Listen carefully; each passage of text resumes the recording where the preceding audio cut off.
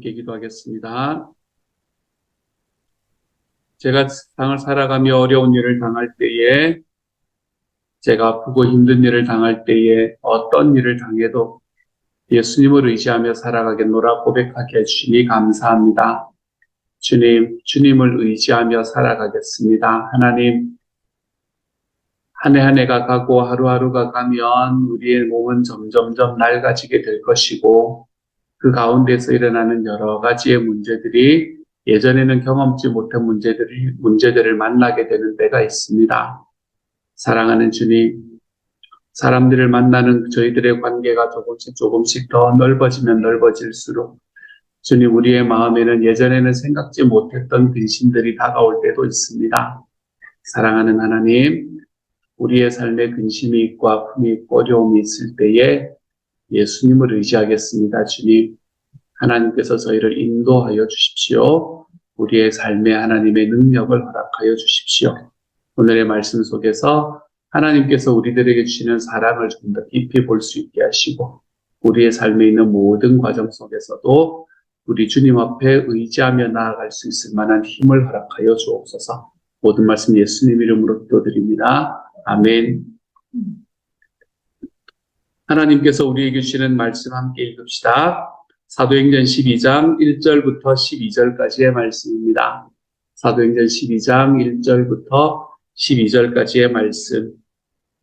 우리 같은 목소리를 듣도록 하겠습니다. 함께 읽지요. 시작. 그때에 헤롯 왕이 손을 들어 교회 중에서 몇 사람을 해하려 하여 요한의 형제 야고보를 칼로 죽이니, 유대인들이 이 일을 기뻐하는 것을 보고 베드로도 잡으려 할세. 때는 무교절 기간이라 잡음에 옥에 가두어 군인 넷이 낀 네 패에 맡겨 지키고 6월절 후에 백성 앞에 끌어내보자 하더라. 이에 베드로는 옥에 갇혔고 교회는 그를 위하여 간절히 하나님께 기도하더라. 헤롯이 잡아내려고 하는 그 전날 밤에 베드로가 두 군인 틈에서 두 쇠사슬에 매여 누워 자는데 하수꾼들이 문 밖에서 옥을 지키더니 호련히 주의 사자가 나타나며 옥중에 광채가 빛나며 또 베드로의 옆구리를 쳐 깨워 이르되 급히 일어나라 하니 쇠사슬이 그 손에서 벗어지니라 지더라.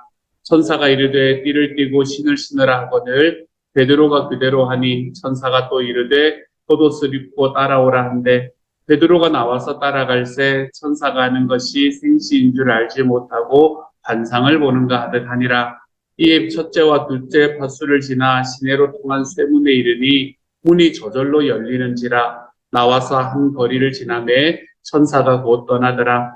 이에 베드로가 정신이 들어 이르되 내가 이제야 참으로 주께서 그의 천사를 보내어 나를 헤롯의 손과 유다 백성의 모든 기대에서 벗어나게 하신 줄 알겠노라 하여 깨닫고 마가라 하는 요한의 어머니 마리아의 집에 가니 여러 사람이 거기에 모여 기도하고 있더라.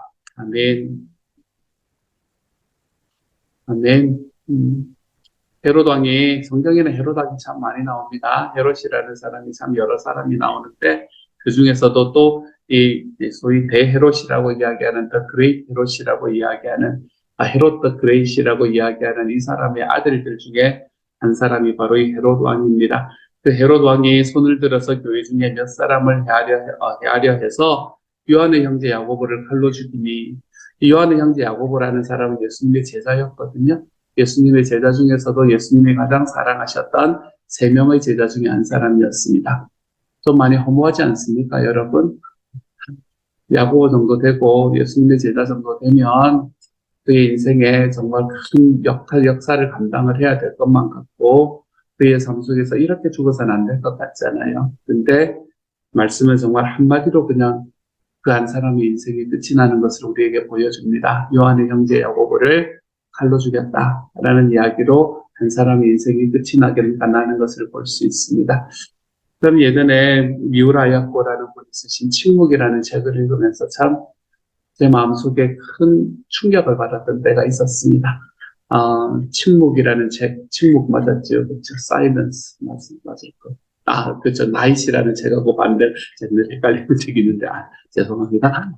침묵이라는 책을 보면서 참 크게 놀랐던 때가 있습니다. 그것은 어떤 내용인가 하면 일본에서 복음을 전하던 선교사님에 관한 이야기였어요. 물론 이게 역사적인 사실은 아니라 이제 소설로 꾸며낸 이야기이기는 한데 그럼에도 불구하고 역사의 바탕이 있을 법한 이야기를 썼기 때문에 더더욱 충격이었습니다. 일본에 선교사로 가셨던 그 선교사님이 그곳에서 이제 선교를 열심히 하는데 그때 당시에는 일본에는 소위 그리스도교를 믿으면 죽어야 되는 이제 그런 상황이었었거든요. 그래서 자기가 믿는다는 것을 계속해서 숨기고 이제 이렇게 하고 있는 상황이었습니다. 그런데 거기에서 왜 여러분 성화 밟고 지나갈 거냐라는 뭐 그런 이야기 있지 않습니까? 예수님의 성화를 땅바닥에다가 던져놓고 그걸 밟고 지나가는 사람들은 그리스도인이 아니고 못 밟고 지나가는 사람은 그리스도인이다라는 이제 그런 이야기를 하면서 어쨌든 그 과정들을 거쳐서 이 선교사님이 잡히게 됩니다. 그곳에서 자기를 통해서 예수를 믿었다고 생각했던 사람의 배신과 함께 이 선교사님이 잡히게 되지요. 그리고는 크게 고난을 받습니다. 엄청나게 크게 고난을 받으면서 이제는 소위 순교해야 되는 상황에 놓였는데 그 순교하는 자리가 자기가 예상했던 것과는 너무너무 다른 거를 자기가 보는 거예요. 자기가 생각했던 순교라는 것을 스데반의 순교처럼 하늘이 열리고 하나님께서 그 천사들을 통해서 자기를 받아주시는 이제 이런 어떤 영광스럽고 이 화려한 그런 순교의 자리를 생각하고 기대하면서 왔는데 자기 옆에는 돼지들이 그냥 같이 뒹굴고 있고 아무도 자기 이름을 기억해주지 못하게 그냥 거기서 죽을 것만 같은 그런 순교의 자리를 맞이하게 되면서 이 선교사님이 가지게 되는 그 마음의 고민들, 생각들, 이제 이런 것들에 대한 이야기들을 좀 심리적으로 쭉 풀어쓴 게 이 미우라 아야코라는 분이 쓰신 침묵이라는 책입니다. 그러면서 거기에서 핵심적으로 이야기하는 건 하나님, 이런 상황 속에서 당신은 왜 침묵하십니까? 라는 의미로 이제 제목을 침묵이라고 붙였거든요. 저는 그 책을 보면서 마음이 저도 참 많이 힘들었었습니다. 저는 물론 순교를 할 마음이 없었어요.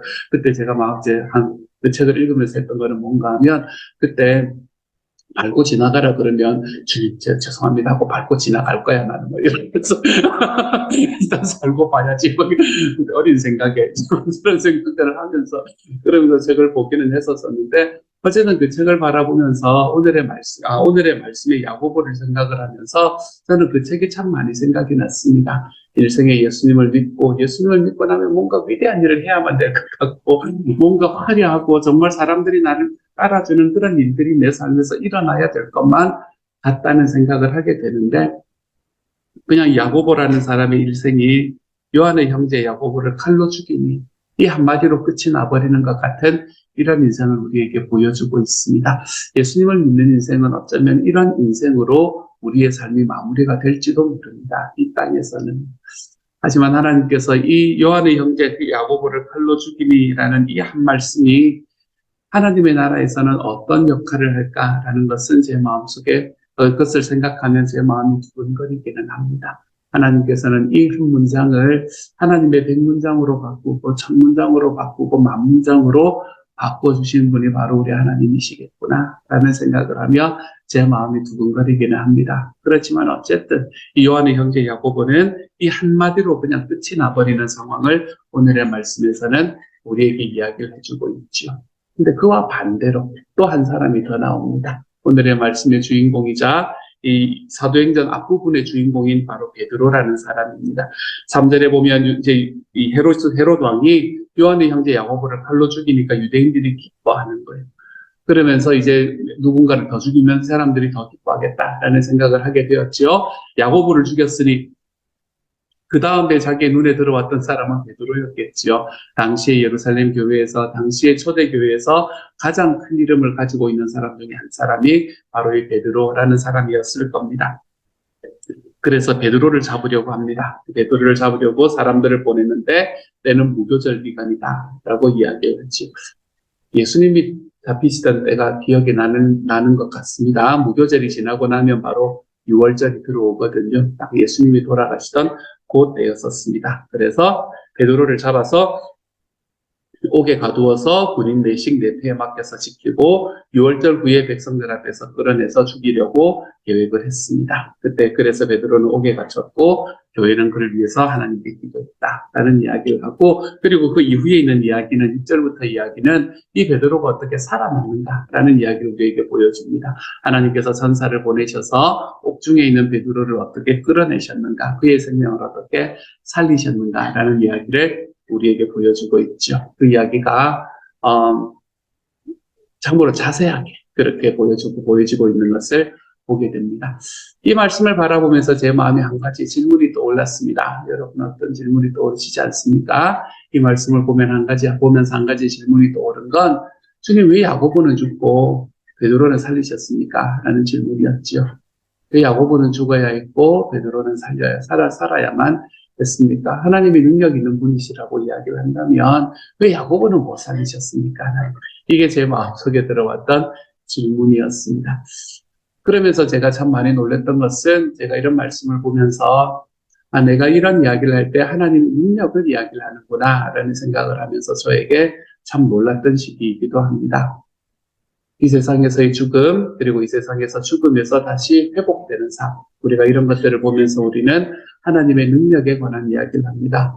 사람이 죽음에서 죽어야 되는 곳에서 살아날 때는 하나님의 능력이 있으신 분이라고 여기게 되고, 그렇지 않고 정말 죽음의 자리에 처해 있다가 그냥 그 죽음을 맞이하게 되는 경우는 하나님이 능력이 없는 분이라고 믿고 있는 게 내 믿음이구나 라는 생각을 하면서 또한 제 스스로에게 좀 놀라기도 했습니다. 우리가 이 땅에서 그리스도인으로서 살아가면서 우리는 아까 우리가 찬양했던 것처럼 늘 어려운 일을 당하게 되어 있습니다. 야고보도 어려운 일을 당했고 베드로도 어려운 일을 당했지요. 그 어려운 일을 당하는 과정 속에서 하나님께서는, 제가 이야기를 할 때는 늘 이빨을 한번 거듭 물고 이야기를 해야 됩니다. 하지만 하나님께서는 우리의 삶의 가장 최선이 무엇인지를 알고 그 길로 인도해 가십니다. 이것이 최선이라고 이야기를 하는 것 자체가 상처가 되시는 분들이 계실까 해서 제가 두렵습니다. 하지만 제가 그렇게 고백할 수밖에 없습니다, 여러분. 우리의 삶에 아무리 큰 어려움이 당하고 아무리 큰 아픔이 우리의 삶에 찾아온다 하더라도 그것이 하나님께서 우리에게 주셨던 가장 최선의 길이라는 것을 제가 고백하지 않을 수가 없습니다.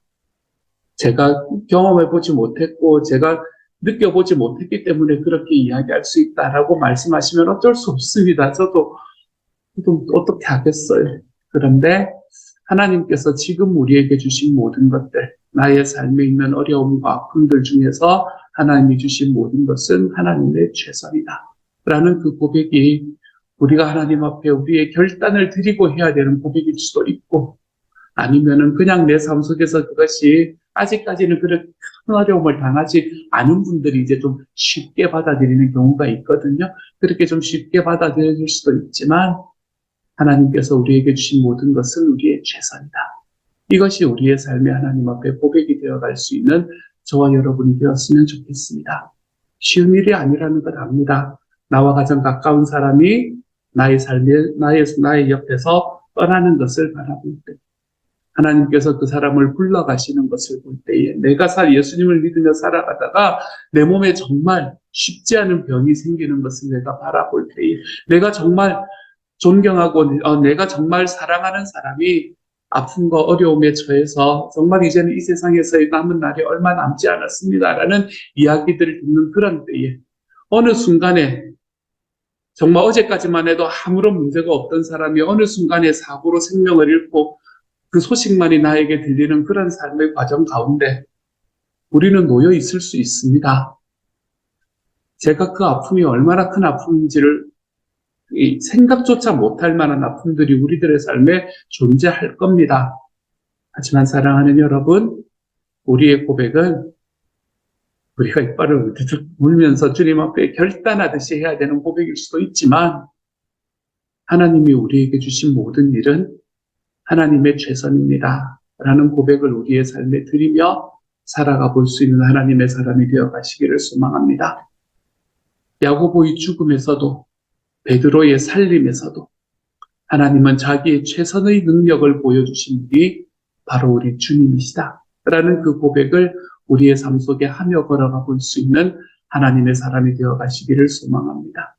어떤 분은 이것이 베드로에게는 이 세상에서의 사명이 남겨져 있었고 이 야고보는 그 사명을 다했기 때문에 하나님께서 데리고 갔다라고 이야기를 하는 분들도 계십니다. 충분히 이해가 가는 말입니다. 하지만 우리의 삶에 있는 현실을 바라보면 그렇게 이야기하는 것도 정말로 쉽지 않다는 것을 볼 수 있게 됩니다. 저는 저희 어머니 보면서 얼마나 힘들었는지 모르거든요. 그때 저희 어머니 59에 56세 암이 발병을 하시면서 어머니에게 사명이 다했다라고 제가 어떻게 생각을 할 수 있겠습니까? 여러분, 한참 때 뛰어다니시고, 여러분, 그거 하시면서, 이 암에서, 병 생활 하시면서, 찬양팀 만들고, 맨날, 워십 댄스 팀 이런 거 만들어가지고, 옷끈으로 대구까지 돌아다니시면서, 그러면서 만들어가지고, 자기처럼 암 반우 있으신 분들이면 어디든 찾아가셔가지고, 정신병원이 있었거든요. 정신병원 있으면 어디든 찾아가셔가지고, 거기에서 그런 거 하시던 분이었는데, 여러분, 저희 어머니의 사명이 다했기 때문에 주님께서 부르신다라고 제가 이해할 수가 없었거든요. 제가 그 말씀이 그런 이야기가 어떤 의미인지는 알겠지만 저는 정말 그런 이야기할 때 이를 으드득 물면서 해야 되는 이야기였습니다. 주님, 제가 믿습니다, 하나님. 제가 이해는 안 되지만 믿습니다, 주님. 이라고 이야기를 하면서 걸어가야 되는 상황이었습니다. 여러분에게도 그런 상황이 지금 닥치고 계시는 분도 계실 거고요. 하지만 한 가지는 고백하십시다, 여러분. 야고보의 죽음도 베드로의 살림도 하나님의 최선이었습니다. 하나님의 최선이었음을 제가 고백합니다. 그것이 왜 그런지는 잘 모르겠지만 하나님의 최선이었음을 제가 고백하며 걸어가겠습니다. 그러니 주님, 저의 삶의 어느 순간에 그것이 왜 최선이었는지를 가르쳐 주실 수 있으면 알려주시면 정말 좋겠습니다. 우리 하나님 앞에 기도하고 만약에 내 삶에 알려지지 못하면 천국 가서 도움이 되잖아요. 다시 하나님 앞에. 우리가 그렇게 하나님 앞에 좀 살아가 볼 수 있는 하나님의 사람이 되어갔으면 좋겠습니다. 내 삶에 일어나는 일이 결과가 어떻게 되는가라는 것으로 하나님의 능력인가 아닌가 여러분 이것을 가지고 이야기하는 것이 아니라 어떤 결과 속에서도 주님은 자기를 사랑하는 자녀에게 가장 좋은 것을 주기를 원하시는 분이시다. 그러므로 내 삶에 일어나는 모든 일들은 내가 그걸 받아들일 수 있을지 없을지는 모르지만 하나님의 최선이다 라는 것을 우리가 고백은 하면서 살아가 볼 수 있는 하나님의 사람이 좀 되어가시기를 우리 주님의 이름으로 축복합니다. 한 가지만 더 말씀을 드리고 말씀을 마무리하려고 해요. 5절의 말씀에서도 교회는 그를 위하여 간절히 하나님께 기도하더라 이야기했고 12절 말씀에서도 뒤에 보면 여러 사람이 거기에 모여 기도하고 있더라 라고 이야기를 합니다. 베드로가 잡혀갔을 때 베드로와 함께 있던 그 예루살렘 교회는 베드로가 목사님으로 있던 하미 목사님으로 있던 그 예루살렘의 가정교회와 그리고 그 옆에 함께 있던 그 다른 여러 가정교회들의 모임들도 하나님 앞에 기도하는 일을 선택했다라는 것을 오늘의 말씀은 우리에게 이야기를 합니다. 이것은 기도가 우리에게 가지고 있는 크기와 능력을 보여주는 것 같습니다. 다른 일들도 했겠지요, 그렇죠? 제가 생각할 때 다른 일도 해보려고 노력도 함께 했을 것 같습니다. 하지만 이들은 기도로 시작했고 기도로 마무리를 합니다. 그들은 하나님 앞에 내가 다른 모든 일들을 해보고 안 되니까 기도라도 해보자라고 이야기하지 않습니다. 그들은 삶의 어려움이 닥쳤을 때 하나님 앞에 기도부터 합시다라고 이야기하며 하나님 앞에 걸어갑니다. 그럴 때 하나님께서는 그들에게 그들의 기도에 응답하시는 역사를 보여줌으로 그들의 기도가 얼마나 큰 힘이 있는가를 나타내 주시는 것이죠. 기도는 힘이 있는 겁니다, 여러분. 기도라도 합시다. 우리가 농담이라도 이런 이야기는 하지 맙시다. 기도라도 합시다. 우리는 기도를 해야 합니다. 기도라도 하는 게 아니라 기도를 해야 합니다. 내가 누군가에게 우리가 우리의 마음을 담아서 공감하는 마음으로 그렇게 이야기하는 것은 괜찮습니다. 하지만 우리가 다른 사람들한테 말할 때 진짜로 내가 내가 기도나 해줄게. 내가 다른 할 수 있는 일이 없다. 내가 기도나 해줄게. 라고 이야기하는 이 이야기가 기도가 가지고 있는 능력을 그 안에서 내가 믿지 못하는 이야기라면 여러분 그 마음에서는 좀 벗어나시기를 소망합니다. 그 이야기하는 것 자체가 문제가 되는 건 아닙니다, 여러분. 하지만 그런 문장을 이야기할 때에 내가 기도라고 이야기하는 것에 대한 능력을 신뢰하지 못하는 마음이 있다면 우리가 그 자리에서는 좀 물러설 수 있기를 바랍니다. 우리는 기도나 하는 것도 아니고 기도라도 하는 게 아닙니다. 우리는 기도를 하는 겁니다. 우리가 하나님 앞에 문제가 생겼을 때, 어려움이 생겼을 때 우리는 하나님께 기도로 시작할 수 있는 하나님의 사람이 되었으면 좋겠습니다. 그리고 하나님께서 그 일을 감당하는 과정 속에 기도로 주님과 같이 걸어갔으면 좋겠습니다. 그 일의 결과를 바라볼 때에 내가 기도하고 있으므로 하나님께서 나에게 주시는 그 결과가 하나님의 능력의 결과물임을 바라볼 줄 아는 하나님의 사람이 되었으면 좋겠습니다. 기도의 사람이 된다라는 건 이런 걸 이야기하는 것. 하나님 앞에 뜨겁게 기도하는 것 물론 좋습니다, 여러분. 얼마나 좋은 일인지 모릅니다. 하지만 그걸 넘어서 내가 어떤 문제가 생겼을 때 기도로 시작합니다, 주님. 그리고 그 문제를 지나갈 때 내가 기도로 함께 걸어갑니다, 주님. 그리고 그 문제가 끝이 날 때에 주님 저희 기도에 응답해 주셔서 감사합니다. 우리가 이렇게 하나님 앞에 걸어가는 삶의 과정을 가지는 게 기도의 사람이 된다라는 이야기의 핵심이 되는 거예요. 그러므로 삶에 어려움이 생겼을 때 기도로 시작하십시다. 여러분의 삶이 하나님 앞에 힘들고 어려운 일을 당하는 그 순간에 기도라도 하는 게 아니라 우리의 삶의 가장 큰 무기이자 가장 큰 능력이 되는 기도로 시작해 볼 수 있는 하나님의 사람이 되어 가시기를 우리 주님의 이름으로 축복합니다. 같이 한번 기도하며 나아가도록 하죠. 사랑하는 하나님, 야고보는 죽고 베드로는 살았습니다. 이것이 다른 여러 가지의 이야기로 이 말씀을 해석할 수도 있습니다. 하지만 주님 이해가 되지 않는 부분들이 분명히 있습니다. 그렇지만 어떠한 삶의 과정을 우리가 경험한다 하더라도 주님께서 나와 함께 계시기 때문에 주님이 나에게 주시는 모든 것은 우리 하나님의 최선입니다. 라는 이 고백에서는 물러서지 않을 수 있는 하나님의 사람들이 될 수 있기를 소망합니다.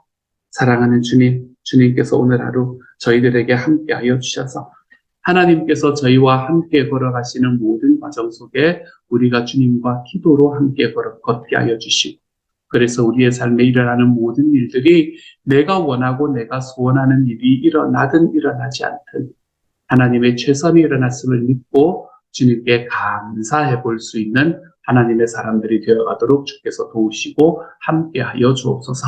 모든 말씀을 우리 주님 예수님 이름으로 기도드립니다. 아멘. 주님께서 가르치신 기도 함께합니다. 하늘에 계신 우리 아버지, 아버지의 이름이 거룩하게 하시며 아버지의 나라가 오게 하시며 아버지의 뜻이 하늘에서와 같이 땅에서도 이루어지게 하소서. 오늘 우리에게 일용할 양식을 주시고 우리가 우리에게 잘못한 사람을 용서하여 준 것 같이 우리 죄를 용서하여 주시고 우리를 시험에 빠지지 않게 하시고 악에서 구하소서. 나라와 권능과 영광이 영원히 아버지의 것입니다. 아멘.